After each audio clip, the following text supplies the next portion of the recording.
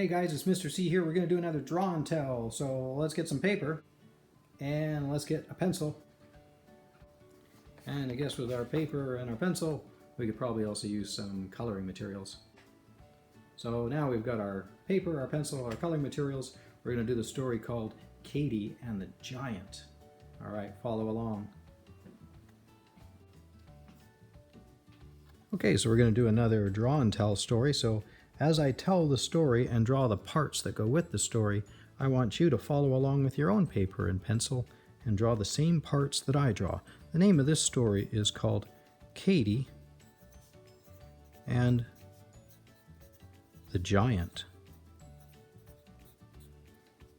Now, you have no doubt heard of the three mountains in western British Columbia called the Pointed Sisters. Well, in case you haven't, I will tell you that those mountains look something like this.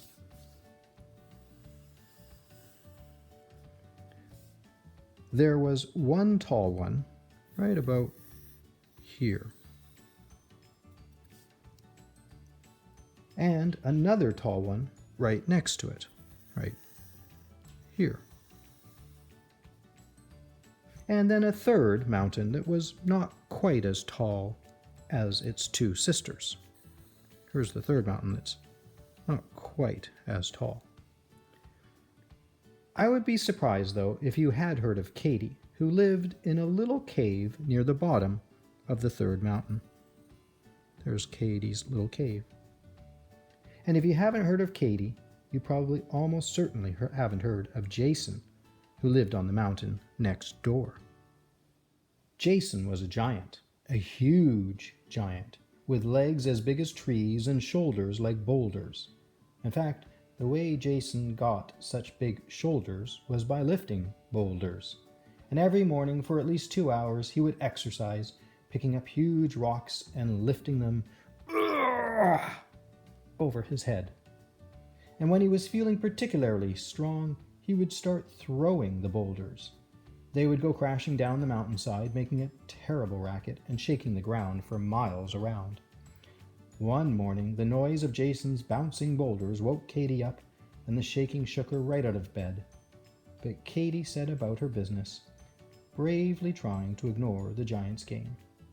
She had just gone outside and was starting to gather some flowers when, whomp! A huge boulder landed right beside her, right here. There's the huge boulder. Katie was angry. She rushed to the bottom of Jason's mountain and she yelled up at him, "Stop throwing those big rocks, you big galoot!" The giant looked down at Katie and laughed. "Har, har, har, har, har! Who's going to make me, you little galoot? Har, har, har, har!" Katie didn't have an answer for that question, so she went and she packed up all of her things and she moved to another cave on the other side of the mountain, right over here. There's the new cave she moved into. She thought she would be safe enough from flying boulders there, and for a while she was. But as Jason lifted more and more boulders, he got stronger and stronger until, when he threw them, they went sailing right over the nearby mountains. One day, Katie and her friend Jeremy were playing near Katie's cave when, crash! Another huge boulder landed right between them. Katie rushed around the rock to see if Jeremy was all right, and thank goodness he was, but Katie was mad. She rushed right up the side of Jason's mountain and stood there shaking her fist at the giant. "You just about hit my friend with your stupid boulder," she yelled. "You better stop throwing things." "Or what?" laughed the giant. "Har, har, har, har." Or... Katie was so mad she couldn't think of or what.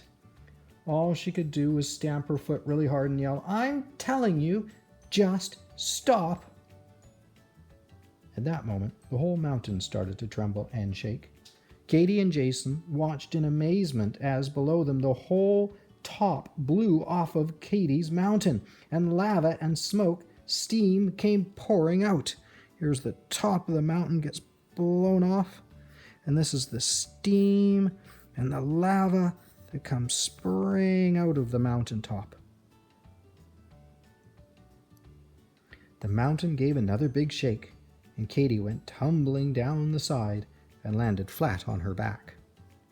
Now, I don't know if it was Katy's stamping and yelling that caused that volcano to blow its top. Perhaps it was just ready to blow.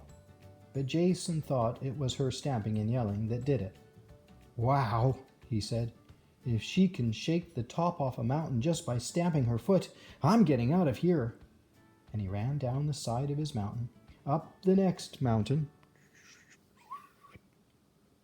and down into the forest, where he ran around and around until he was totally lost. And he's still lost to this day. Here he is at the bottom of the second mountain, and he goes running around and around, and he stays lost. Meanwhile, at the bottom of the mountain, Katy picked herself up and got on her feet, just in time to see Jason disappear over the next peak. Well, that scared him off, she thought. She dusted herself off and said proudly, "Not bad for a mouse. Not bad at all."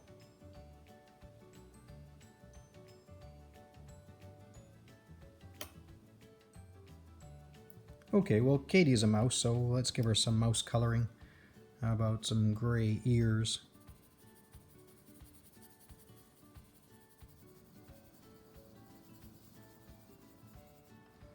Maybe a little color in the center of those ears.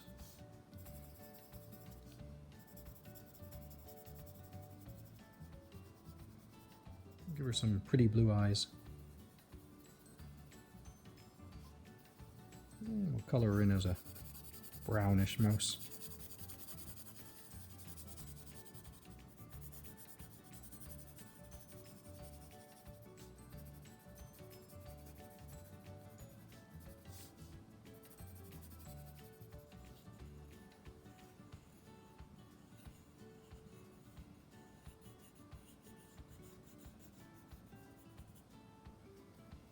There we go. There's Katy.